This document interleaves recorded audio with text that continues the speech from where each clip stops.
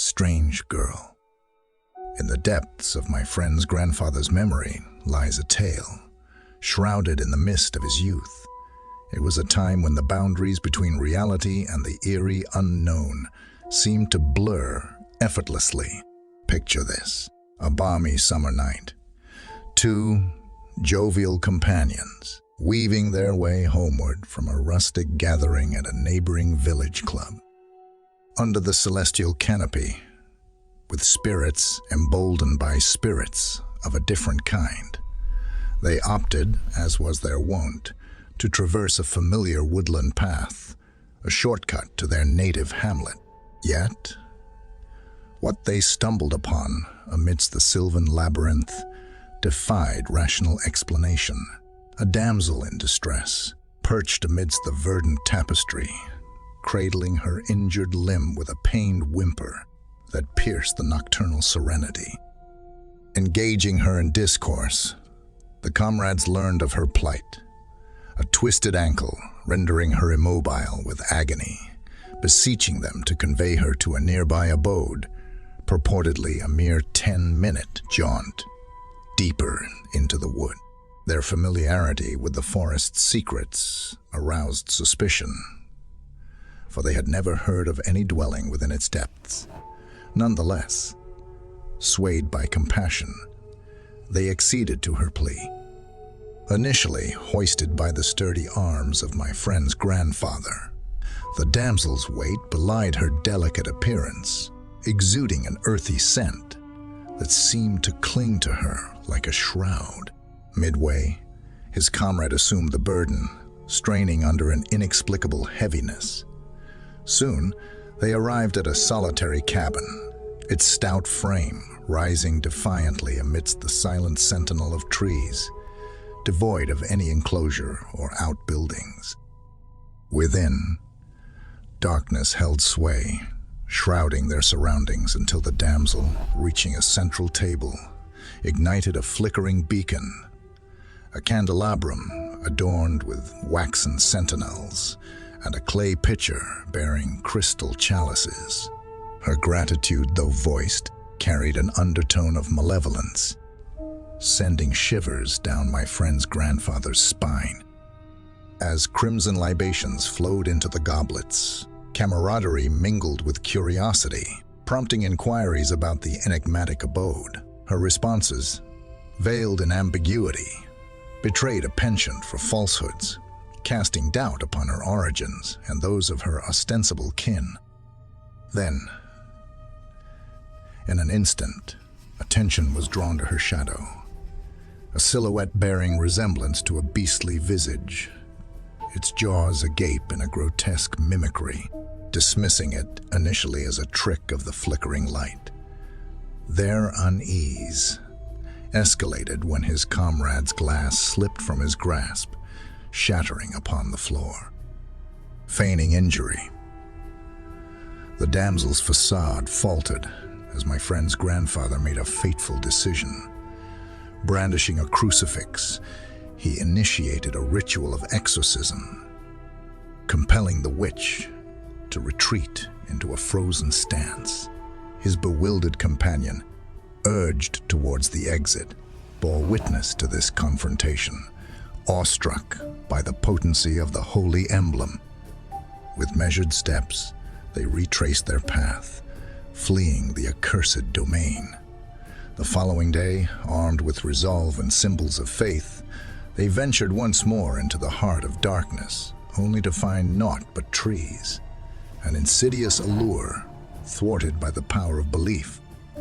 Thus, marked by this encounter, both men carried forth tokens of protection, lest the shadows of the unknown encroach upon their world once more. The haunted house. This is my true story.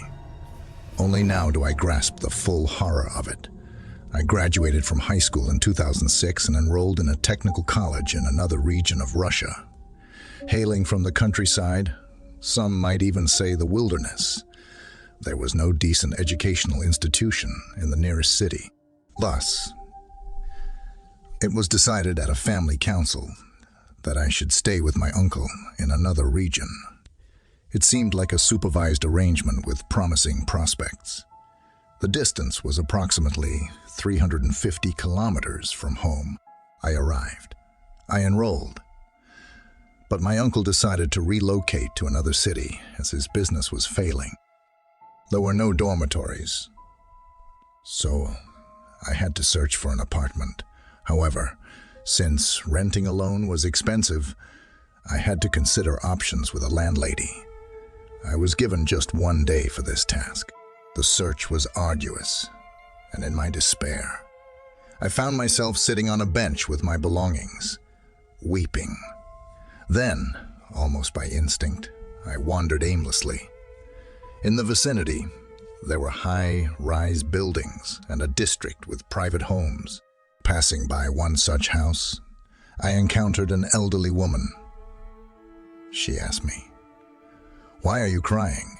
I recounted my situation, and she said, "Then live with me. I'll rent you a room. I'll live alone. I live alone." I liked the look of her wooden, clean house, and it seemed very cozy. We struck a deal.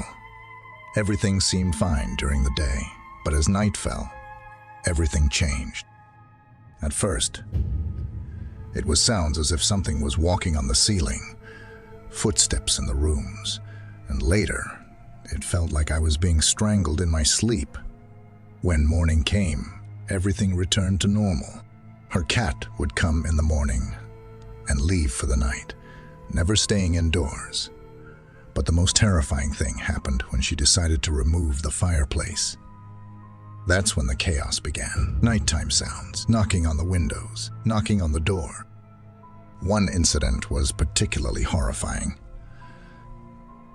Something fell in my room at night. I turned on the light and saw that the wardrobe door was slightly ajar, and on the floor lay a photo album. I opened it. There were photos of her deceased relatives, literally lying in coffins at the cemetery. Photos of many relatives in coffins. It was horrifying. Grandma Taisia wasn't superstitious. She didn't believe in such things. Everything was fine in the morning, and I don't remember any of it as I went to study. In short, I lived with her for 4 years. I was young and cowardly, afraid to change anything, to move out, and endured it until the end of my term, until I got sick. Terrible weakness, weight loss, loss of appetite, very badly. Insomnia started, and it seemed to me that I was going crazy. But I managed to pull myself together and moved to another apartment and came to my senses. A month later, this grandmother passed away. But what worries me is that I often dream of her locking me in that house and not letting me go. The house smells as if it were a cemetery, and the terrible fear. More than 10 years have passed. Much has changed in my life. But I can't erase this house from my memory. Poltergeists at play. Last summer, on a weekend like any other, I stayed at my dacha alone.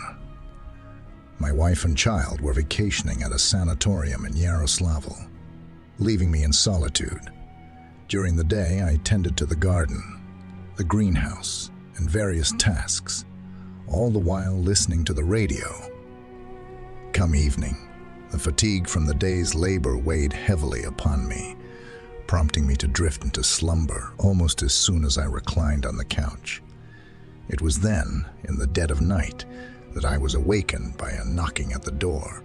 I sat up on the couch, but hesitated to respond immediately. Something about the sudden intrusion in the dead of night unsettled me. True, the thought crossed my mind that perhaps something had happened to the neighbors. Not far from my plot was the dacha of a solitary pensioner. She had once had an episode with her heart, requiring an ambulance. I was about to approach the front door when a knock came from behind me. At the window, I turned, but saw no one there, although the summer darkness was not deep. Fear gripped me then. Tales of poltergeists flooded my thoughts, and I remained motionless, awaiting further signs. but nothing more ensued. Sometime in mid-August, upon returning to the dacha, I encountered an acquaintance by the river who had decided to fish from his inflatable boat. I had come to swim. He also owned a dacha, albeit far from mine. Therefore, we seldom crossed paths. As we conversed, he shared an intriguing tale with me. Adjacent to his plot was a large dacha property, essentially two plots merged into one. Its owner was some sort of private dentist. He had a house there, as well as a new sauna and a small pool. By the fence stood a tall, thick oak tree. In June, the same month when someone had knocked at my door. This man had stepped into his yard in the morning, only to find his tree lying beyond the fence, along the road in front of the gate. He couldn't fathom it. The tree lay there, uprooted, while the fence remained intact and undamaged, as if the tree had been transported through it and placed on the ground. The owner had to fetch a chainsaw to cut the oak and clear the road. Who could have done it remained a mystery. The night before had been calm, without any storm. Perhaps indeed the poltergeists had been up to mischief during that time.